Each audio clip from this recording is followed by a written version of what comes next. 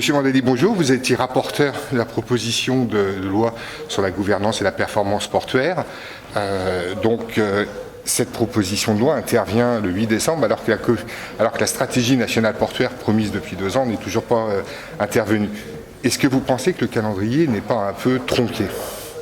Écoutez, moi j'aurais préféré évidemment que la stratégie nationale portuaire ait pu être définie avant même qu'on aborde cette proposition de loi, qui est d'ailleurs la conséquence du fait que cette stratégie n'ait pas été présentée plus tôt. La mission d'information a travaillé sur cette question, la gouvernance des ports et de leur performance, et la proposition de loi est intervenue dans le prolongement de cette mission. Maintenant, le ministre nous a annoncé que cette stratégie serait présentée à la fin de l'année ou en début d'année prochaine.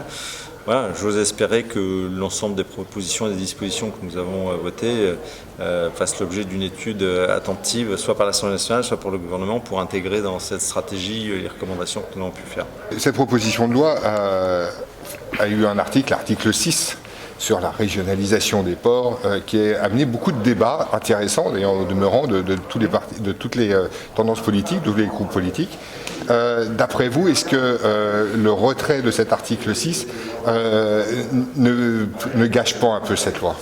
Moi, cet article 6, en fait, il n'émanait pas d'une demande très affirmée des régions. La région de France, par exemple. Ça ne faisait pas partie des recommandations de la mission. Donc ça a été exprimé par un port essentiellement, c'était Bordeaux, une seule région.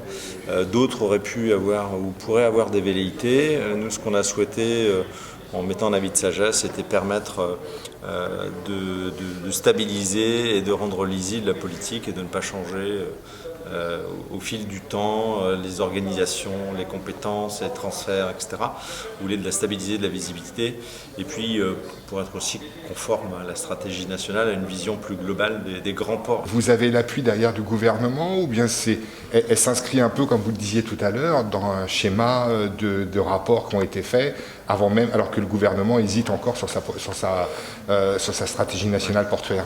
Je pense que la proposition de loi, qu'elle continue d'ailleurs son cheminement ou pas, elle a pour mérite de poser des questions importantes, de figer dans le marbre de la loi un certain nombre de dispositions que le gouvernement ne pourra pas exclure.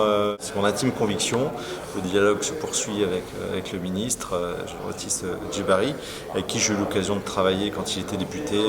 Nous siégions tous les deux au conseil d'administration de l'AFIT. Il ne siège plus depuis qu'il est ministre, et moi j'ai continué à y siéger. Donc on a eu l'occasion d'échanger sur tous ces grands enjeux d'intermodalité à plusieurs reprises, sur les investissements, sur les infrastructures. Et d'ailleurs, le plan de relance a pris en compte un certain nombre sur le fluvial, sur le ferroviaire, on l'a vu. Donc moi je suis convaincu, il faudra que ça se traduise, mais je suis convaincu qu'en tout cas ces questions-là sont prises en compte. Ce qui signifie que le transfert à l'Assemblée nationale et l'adoption du texte n'est pas encore sur le chemin. Non, je vous dis, je pense que ce texte n'ira pas jusqu'à l'Assemblée nationale, pour être très clair. Voilà. Moi, je l'ai intégré comme ça, en tout cas. Voilà. Une dernière question. Vous avez, à de nombreuses reprises, lors des amendements proposés par Martine Filleul, appelé une concertation entre les acteurs portuaires, et notamment, je pense, sur la mise en place d'objectifs environnementaux dans les conventions de terminal. Vous avez appelé à plus de concertation. N'avez-vous pas peur que cette concertation elle finisse par un moment ou l'autre à ce que les acteurs portuaires disent « moi je ne peux pas faire plus, ça sera comme ça et c'est tout », plutôt que d'imposer des minima? Non, j'ai précisé à plusieurs reprises d'ailleurs, en tout cas dans mon intervention liminaire, que nous avions adopté en commission 6 des amendements déposés par Mme Filleul, et notamment un important qui prend en compte en fait les objectifs de développement durable dans le développement de nos ports. Donc ça me paraissait essentiel. Et à mon sens, ça couvre l'ensemble des autres amendements liés aux questions environnementales, y compris les dérogations qu'on a évoquées. Moi, je préfère qu'on ne mette pas d'obligations importantes. Nos concitoyens et les acteurs économiques et publics collectivités et autres en ont assez de toutes ces contraintes, ces normes, ces obligations qui peuvent d'ailleurs changer au gré des projets de loi de finances, tous les ans, tous les 2 ans.